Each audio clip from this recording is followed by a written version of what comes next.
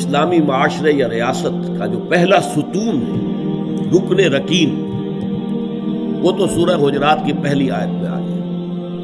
اللہ اور اس کے رسول کی اطاعت بلا چون و چرا، جہاں حکم خدابندی اور حکم رسول آ جائے رک جائے، کوئی قانون قاعدہ، کوئی اللہ کی کتاب اور رسول کی سنت کے منافی نہ ہو۔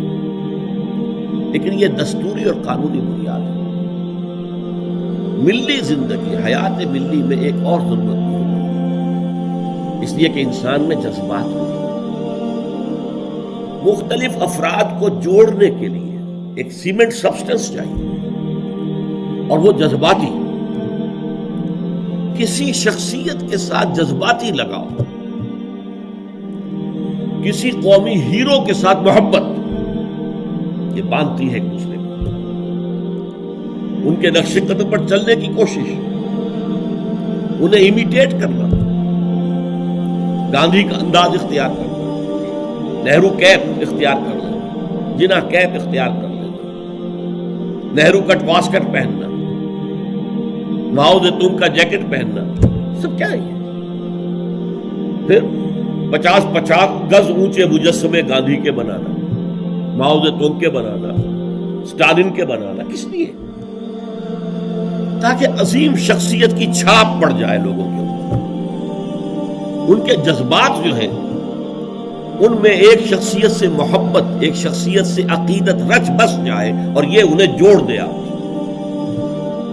یہ ایک ضرورت ہے، اسی لیے میں نے آپ کو یہ ساری مثالیں بتائی۔ کیوں بتائی؟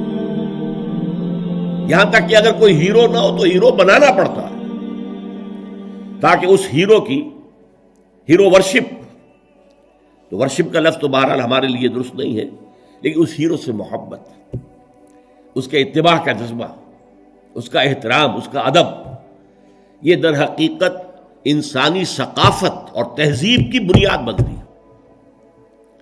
اسلامی معاشرے میں وہ شخصیت جو ہے کوئی مصنوعی بنانے کی ضرورت نہیں ہے، وہ دل آویز شخصیت ہے محمد الرسول اللہ صلی اللہ علیہ وسلم۔ ان کی محبت، اللہ کی محبت کے بعد رسول کی محبت، اور پھر ساری محبتیں ان کے تابع۔ حضور نے فرمایا لا یؤمن احدکم حتی اکون احب الیہ من والدہ وولدہ والناس اجمعین، تم میں سے کوئی شخص مومن نہیں ہو سکتا جب تک کہ میں اسے اس کے والدین سے، اس کے بیٹوں سے اور تمام انسانوں سے بڑھ کر محبوب نہ ہو جاؤں۔ اور قرآن مجید میں آپ کو معلوم ہے آیت نمبر 24 سورہ توبہ کی، وہاں تو بہت زبردست دھمکی آئی ہے۔ قُلْ إِنْ كَانَ آبَاؤُكُمْ وَأَبْنَاؤُكُمْ وَإِخْوَانُكُمْ وَأَزْوَاجُكُمْ وَعَشِيرَتُكُمْ وَأَمْوَالٌ اقْتَرَفْتُمُوهَا وَتِجَارَةٌ تَخْشَوْنَ كَسَادَهَا وَمَسَاكِنُ تَرْضَوْنَهَا أَحَبَّ إِلَيْكُمْ مِنَ اللَّهِ وَرَسُولِهِ وَجِهَادٍ فِي سَبِيلِهِ فَتَرَبَّصُوا حَتَّى يَأْتِيَ اللَّهُ بِأَمْرِهِ وَاللَّهُ لَا يَهْدِي الْقَوْمَ الْفَاسِقِينَ۔ اے نبی ان سے کہہ دیجئے دیکھو، سن رکھو، اگر تمہیں اپنے باپ، اپنے بیٹے، اپنی بیویاں، اپنے رشتہ دار، اپنے بھائی، اور وہ مال جو تم نے بڑی محنت سے جمع کیے ہیں، اور وہ کاروبار جن میں کساد کا، مندے کا خوف رہتا ہے، اور وہ حویلیاں اور کوٹھیاں اور محل جو تم نے بنائے ہیں بہت محبوب ہیں، اگر یہ 8 چیزیں محبوب تر ہیں اللہ سے اور اس کے رسول سے اور اللہ کی راہ میں جہاد کرنے سے، تو جاؤ دفع ہو جاؤ، ادھر بیٹھو یہاں تک کہ اللہ اپنا فیصلہ سنا دے، اور اللہ ایسے ناہنجاروں کو ہدایت نہیں دیتا۔ تو یہ ہے در حقیقت دوسری شخصیت مسلمانوں کو جذباتی طور پر ایک دوسرے قریب لانے کی۔ جب میرا بھی ایک جذباتی تعلق حضور کے ساتھ ہوگا، آپ کا بھی ہوگا، تو ہمارا یہ حضور کے ساتھ تعلق ہمیں بھی قریب لائے گا ایک دوسرے سے، ان کی محبت کے رشتے میں ہم بندھ جائیں گے آپس میں۔ اور اگر حضور کی شخصیت کے ساتھ کوئی گستاخانہ طرز عمل اختیار کر لیا جائے، ان کی بات کی پرواہ نہ کی جائے، تو پھر ظاہر بات ہے کہ اسلامی معاشرہ جو ہے وہ منتشر ہو جائے گا۔ چنانچہ ہم یہ دیکھتے ہیں کہ یہ جو اتنی بڑی امت ہے اور 1400 برس گزر چکے ہیں، اس میں جو ایک کلچرل ہوموجینٹی ہے، یکسانی ہے۔ آپ کو انڈونیشیا کا مسلمان ملے گا، وہی انداز اس کا، وہ داڑھی ہے اس کا وہی انداز، لباس ٹھیک ہے تہبند ہو کچھ ہو لیکن وہ گھٹنوں سے اوپر ہوگا، محسوس ہوگا کہ کوئی ہے، کوئی شے ہے ان کے درمیان مشترک۔ نماز کے لیے کھڑے ہوں گے بیت اللہ کے گرد تو سب نماز پڑھیں گے اور کسی کی نماز ٹوٹے گی نہیں، کہیں زیادہ فرق نہیں ہوگا، کوئی رفع یدین زیادہ کر رہا ہے، کوئی آمین بالجہر زور سے کہہ رہا ہے، بس صلی اللہ علیہ وسلم۔ باقی یہ کہ قیام ہے، اس کے بعد رکوع ہے، پھر قومہ ہے، پھر سجدہ ہے، پھر جلسہ ہے، پھر سجدہ ہے، پھر اس میں کوئی ترتیب میں فرق نہیں۔ یہ وہ چیز ہے جس نے اس امت کے اندر cultural homogeneity and cultural continuity پیدا کی ہے، نسل بعد نسل، نسل بعد نسل۔ ہم کسی اور ہیرو کو وہ مقام دینے کو تیار نہیں۔ اقبال نے بہت خوبصورت شعر کہا ہے، یہ زائرین حریم مغرب ہزار رہبر بنے ہمارے، ہمیں بھلا ان سے واسطہ کیا جو تجھ سے نہ آشنا رہے۔ یہ جو ہمارے ہاں کوشش ہوئی قائد اعظم کو ہیرو بنا دیا جائے، محترمہ فاطمہ جناح کو آئیڈیل بنا دیا جائے، اس کی یہاں تک انتہا ہوئی ہے پاکستان میں۔ میرا طالب علمی کا دور ہے یہ کہ ایک صاحب نے لکھا تھا، آج کی عورت کے لیے فاطمہ بنت محمد نمونہ نہیں ہے، نمونہ فاطمہ جناح ہے۔ انا للہ و انا الیہ راجعون کہ نسبت خاک رابہ عالم پاک، ان کا اپنا مقام ہے، انہوں نے قائد اعظم کی جیسے خدمت کی ہے، ساتھ دیا ہے ساری عمر، ہم ان کی قدر کریں گے، لیکن ہمارے لیے قابل اقتداء، قابل اتباع وہ فاطمہ بنت محمد ہیں، عائشہ زوجہ رسول اللہ ہے صلی اللہ علیہ وسلم، ہم ان کا اتباع کریں گے، ہیرو ہمارے وہ ہیں۔ یہ زائرین حریم مغرب جو مغرب کی تہذیب میں رنگے ہوئے لوگ ہیں، ہزار رہبر بنے ہمارے، ہمیں بھلا ان سے واسطہ کیا جو تجھ سے نہ آشنا رہے۔ ہمارے لیے تو در حقیقت ایک معیار ہوگا، محمد سے جو جتنا نزدیک ہمارے دلوں میں اتنی ہی اس کی قدر و قیمت ہوگی، محبت ہوگی۔ جو جس درجے میں متبع رسول ہے اسی درجے میں ہمارے دلوں میں اس کے لیے احترام ہوگا، ادب ہوگا، محبت ہوگا۔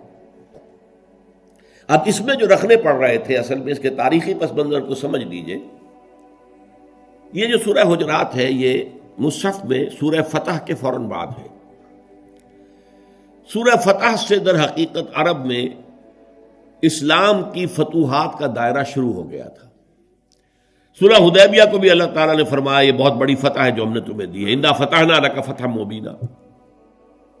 اگلے سال خیبر فتح ہو گیا جو سب سے بڑا گڑھ بن گیا تھا یہودیوں کا حجاز کے شمالی سرے پر۔ اگلے سال مکہ فتح ہو گیا، تو فتوحات کا دور شروع ہو چکا تھا۔ جب فتوحات کا دور شروع ہو گیا تو ظاہر بات ہے اب بہت سے لوگ یدخلون فی دین اللہ افواجا، چڑھتے سورج کو تو سبھی پجاری ہوتے ہیں۔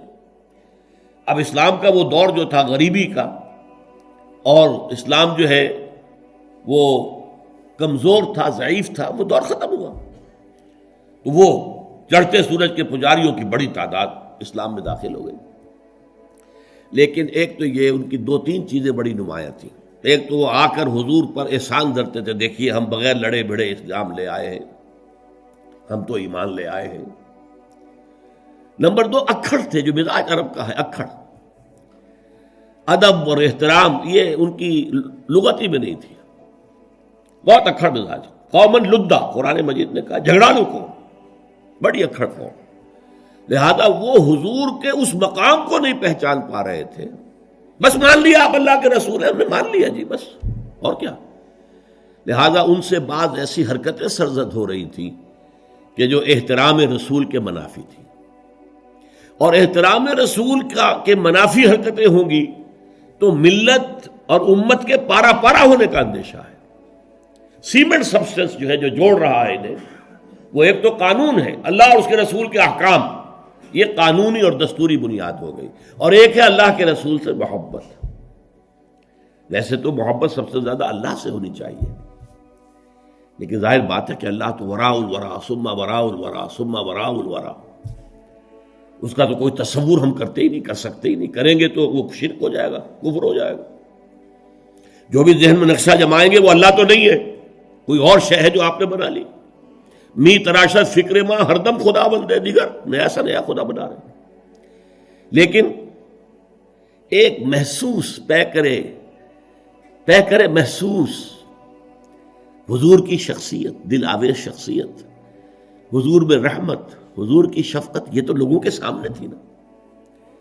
حضور کا اعلیٰ کردار، حضور کی پاک سیرت، یہ تو حضور کے سامنے تھی نا. لہذا اصل محبت کا مرکز جو ہے وہ ذات نبی بن جاتی ہے. از خدا، بہت پیارے الفاظ ہیں اقبال کے، اگرچہ ذرا سا اس میں تجاوز ہے. از خدا محبوب تر گردد نبی، نبی اللہ سے زیادہ محبوب ہو جاتا ہے. حالانکہ جب آپ اصولاً بیان کریں گے تو والذین آمنوا اشد حبا للہ، جو واقعی اہل ایمان ہیں وہ شدید ترین ہوتے ہیں اللہ کی محبت میں. اور جو سورہ توبہ کی آیت میں نے آپ کو سنائی، اس میں بھی پہلے محبت خداوندی کا ذکر ہے، پھر محبت رسول کا. کہ اگر یہ 8 چیزیں احب الیکم من اللہ ورسولہ وجہاد فی سبیلہ فتربصوا حتی یاتی اللہ بامرہ واللہ لا یہدی القوم الفاسقین. لیکن اللہ تک پہنچانے والا تو محمد ہے نا ہمیں صلی اللہ علیہ وسلم. اللہ کے پیغامات دینے والا ہمیں، وہ تو اللہ کا رسول ہے نا، محمد ہے صلی اللہ علیہ وسلم. پھر ہم لوگ خوگرے پے کرے محسوس تھی انسان کی نظر، وہ خوگرے پے کرے محسوس محمد تو ہمیں نظر آتے ہیں. اللہ کے بارے میں تو ہم کوئی تصور نہیں کر سکتے.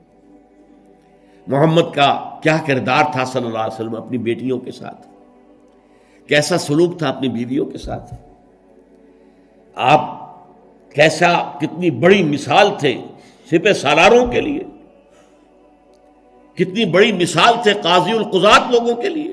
فیصلے کرتے تھے کہ نہیں، قاضی تھے کہ نہیں، کتنا بڑا اسوہ تھے ہیڈ آف دی اسٹیٹس کے لیے. آپ اس ریاست کے ہیڈ تھے اس وقت. کون سی حیثیت ہے جس میں ہم دیکھیں کہ وہاں پانی کو مرتا ہے اور شخصیت جو ہے اتنی عظمت والی یہاں نظر نہیں آ رہی، ہر پہلو سے عظیم ترین شخصیت.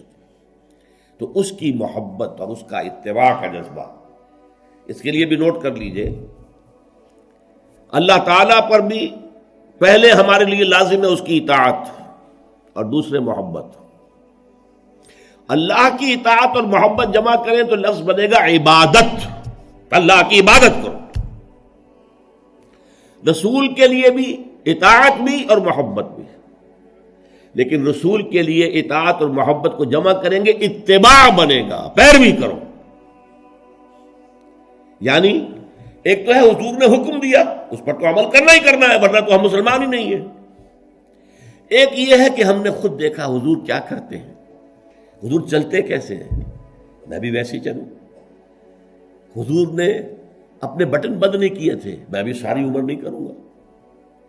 حضور فلاں سفر میں اس درخت کے نیچے سے ہو کر گزرے تھے، میں بھی ادھر سے ہو کے گزروں گا. اب یہ حضور کا حکم تو نہیں ہے نا، لیکن ایک جذبہ ہے، نقش قدم کی پیروی، اس کا نام اتباع ہے. تو جب اطاعت کے ساتھ محبت رسول کی شامل ہو جائے گی تو اس کا نام اتباع ہوگا. اللہ کا اتباع ہم نہیں کر سکتے، اللہ خالق ہے، مالک ہے، مدبر کائنات ہے، اس کی پیروی کیسے کریں گے؟ ہاں رسول کا اتباع جو ہے، قل ان کنتم تحبون اللہ فاتبعونی یحببکم اللہ، اے نبی سے کہہ دیجئے اگر تم اللہ سے محبت کرتے تو میرا اتباع کرو، اللہ تم سے محبت کرے گا. تو اللہ کے لیے اطاعت جمع محبت مساوی ہے عبادت کے، اور رسول کے